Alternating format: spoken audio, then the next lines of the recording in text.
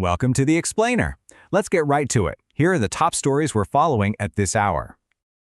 All right, let's start with our top stories from around the globe. Okay, first up, new trade tensions are flaring up between the U.S. and its northern neighbor. President Trump is threatening to hit Canada with 100% tariffs on their goods if Ottawa goes ahead with a new trade deal they're looking at with China. Meanwhile, back in the States, millions of people are bracing for a massive winter storm that's been named Fern. We're talking about a system that's bringing some really destructive ice and snow, and it's already led to states of emergency and, you guessed it, just widespread travel chaos. And now for something out of this world. In space news, the final preparations are officially underway for a truly historic mission. The 4 astronauts of NASA's Artemis II crew have just entered quarantine.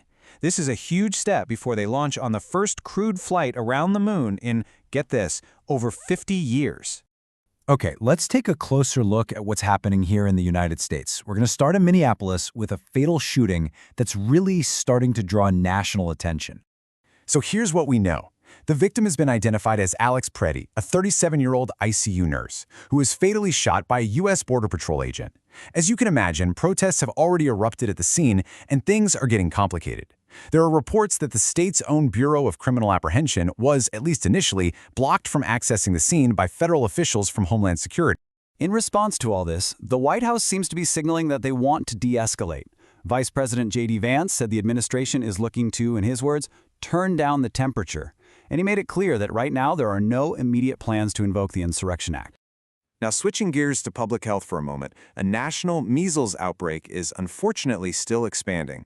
The number of reported cases has now climbed to almost 2,500, and we're seeing some pretty significant surges in several states.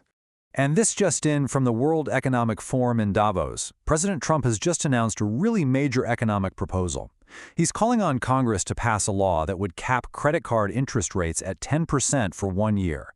The idea here is to give some relief to American consumers. All right, let's head back to the international stage now. We're tracking some key developments in trade, diplomacy, and, of course, ongoing peace efforts.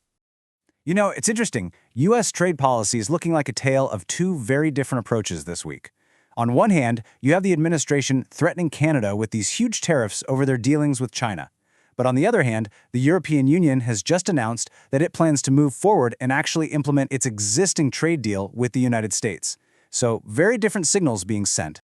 Also coming out of Davos, the president's son-in-law, Jared Kushner, presented a pretty ambitious development plan for what they're calling New Gaza. The proposal he outlined includes things like new residential towers, data centers, and even seaside resorts.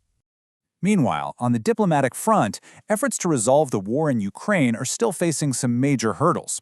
The latest round of peace talks, which were held in the United Arab Emirates and included Russian, Ukrainian, and U.S. negotiators, well, they've wrapped up without any significant breakthrough to report. Okay, let's turn now to science and the environment. We've got a couple of big stories here, one about some pretty severe weather right here on Earth, and another about a landmark journey to get away from it. So back to Winter Storm Fern, it is continuing to cause just widespread disruption all across the country. We're seeing governors in states all the way from Texas to New Jersey declaring emergencies. The main problem is this significant ice accumulation, which is leading to power outages and making travel, well, not just hazardous, but in some places, pretty much impossible.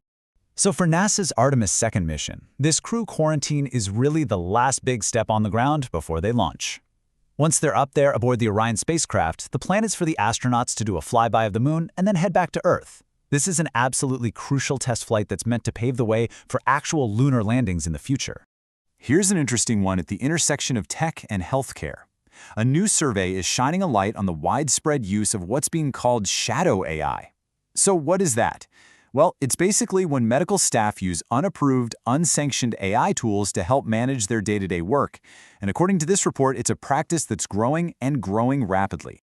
And finally, let's wrap things up with a quick look at the world of sports. All right, down at the Australian Open, a couple of the top seeds on the men's side, Casper Ruud and Novak Djokovic, are safely through to the next round. On the women's side, though, some big news. Naomi Osaka has had to withdraw from the tournament, but the action's still hot with world number 1 Aryna Sabalenka and Carlos Alcaraz both taking the court. And for all you winter sports fans, the X Games have officially kicked off in Aspen, Colorado. Day 1 is already in the books, and we've already seen several athletes claim those early victories. Okay, so just to quickly recap the main stories we've been covering. So the big developing stories we're keeping an eye on are these rising trade tensions between the U.S. and Canada, the protests in Minneapolis following that fatal shooting by a federal agent, and, of course, that major winter storm that's causing so much disruption across the nation. We'll definitely continue to follow all of these as they unfold. And that concludes this news update for now. We'll be back with another one in 24 hours. For continued coverage and more explainers just like this one, please make sure you like and subscribe. It really helps us out.